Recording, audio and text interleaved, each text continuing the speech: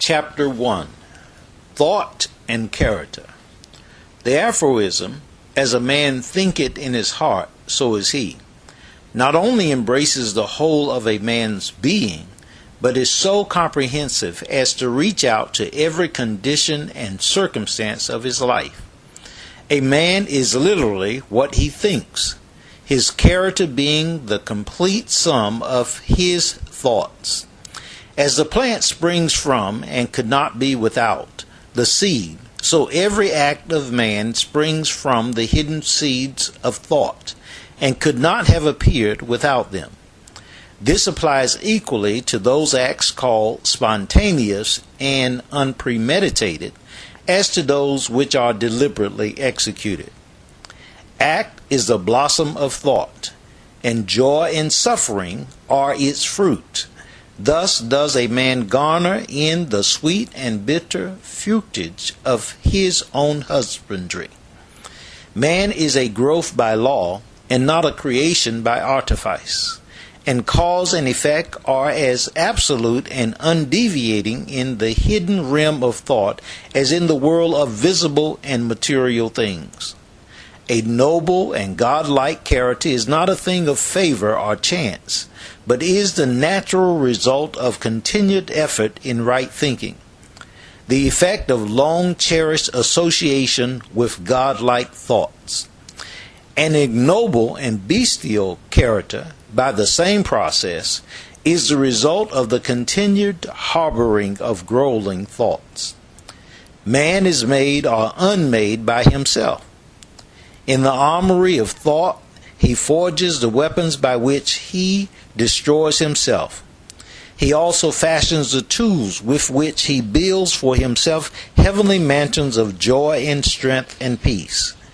By the right choice and true application of thought, man ascends to the divine perfection.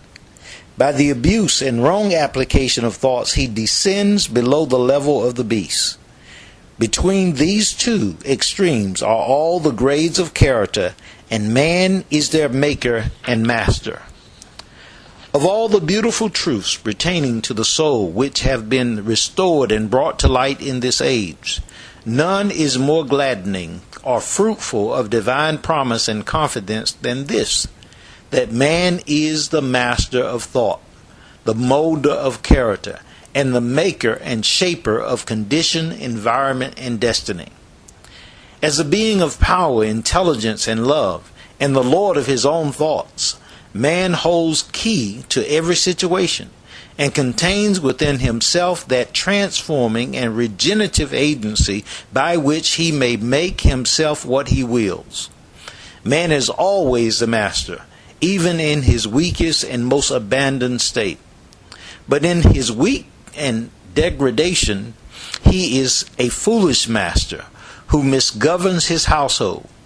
When he begins to reflect upon his condition and search diligently for the law upon which his being is established, he then becomes the wise master, directing his energies with intelligence and fashioning his thoughts to fruitful issues. Such is the conscious master, and man can only thus become by discovering within himself the laws of thought. This discovery is totally a matter of application, self-analysis, and experience.